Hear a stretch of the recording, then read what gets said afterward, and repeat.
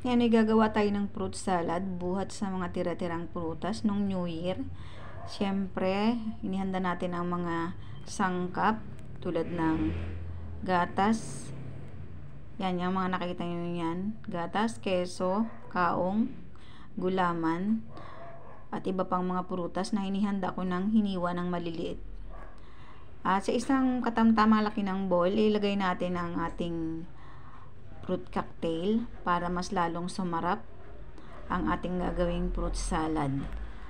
Kung meron kayong medyo malaki-laking bowl, mas magandang sa medyo malaki-laki kayong maghalo para mas maginhawa, mas maganda yung paghahalo nyo ng ating mga prutas. Ayan, haluin natin yung ating fruit cocktail sa inilagay kong buko. Yun nga pala guys, na buko na yan, 1/4 lang yan. 1/4 kilo, hindi naman kailangang sobrang dami ng buko. Basta maging malasa lang yung buko natin. Kung yung meron kayong sariling puno ng niyog, mas maganda. Kasi libre lang yung makukuha. Mga isang buo or dalawang buo, okay na yon. At kasunod kong nilagay yung peras at mansanas, hiniwa ko ng maliliit. Nasa sa inyo yan guys, kung ano yung available yung prutas na natira, pwede nyo lagyan ng pinya. Ayan, sa akin, meron akong ubas na seedless, nilagay ko yan. Pero kung meron kayong raisin or yung pinatuyong ubas, mas okay din yon. Pero sa akin kasi may ubas naman, lagyan natin ng ubas. Kung ano nga yung available yung prutas na natira nyo noong New Year, pwede nyo isali or kung anong gusto nyong lasa doon sa inyong gagawing fruit salad. Pwede naman tayong gumawa ng fruit salad kahit walang okasyon, kahit ordinaryong araw lang pag ginusto natin. Pwede naman kasi mura lang naman gumawa ng fruit salad. Pwede namang gumawa kahit konting-kunti lang yung panghalo natin. Ayan, gulaman at saka kaong. Yung sa gulaman, pwede kayong bumili sa palengke yung dati nang gawa. Kung nagtitipid kayo, kasi yung may nabibili na isang peraso lang, 5 piso yata yun o kaya 10 piso. Akagawa na kayo nun. Pwede nyo rin haluan ng sago, meron na rin nabibili ng dati ng luto sa palengke. Okay lang yun kahit tigkakaunti kasi pag pinagsama-sama mo yun, marami na yun. Yan, nilagyan ko na yan ng, ayan yung gulaman na kulay red. Pwede yung gulaman na lulutuin nyo or yun na nga yung sinasabi ko na yung sa palengke na dati ng luto. Pero kung may time kayong gumawa, mas okay yung sarili nyong gawa kasi alam nyo na malinis yung gawa nyo. Hindi ko naman sinasabi na hindi malinis yung nabibili. Pero syempre, pag sarili nyong gawa, sure kayo na malinis kasi kayo ang gumawa noon.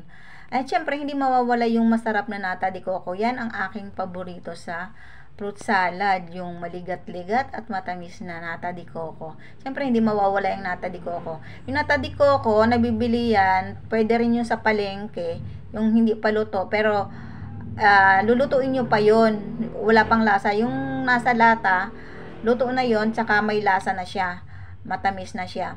Yung sa palengke, i-caramelize nyo pa yon, lulutuin nyo pa sa asukal para magkaroon ng lasa at mas lalo siyang maging maligat.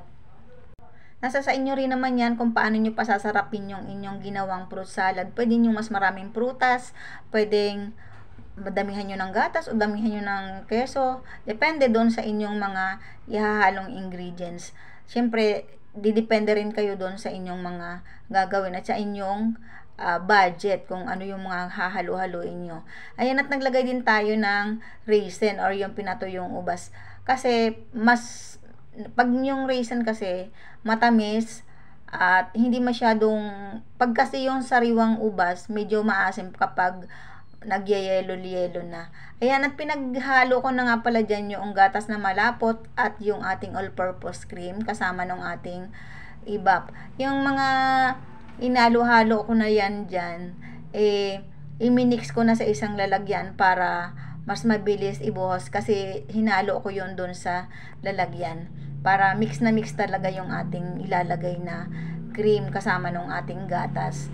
Alam ko yung mga na nag-Christmas party ngayon o nung nakaraang December, karaniwan sa may mga giveaway, may mga kasamang mga dilata o yung mga ganyan, mga panghalo sa pang fruit salad. Pwede nyo yun gawin kasi alam ko maraming naglagay ng mga ganyang dilata na mga panghalo sa fruit salad sa mga grocery na pinamigay ng mga boss natin.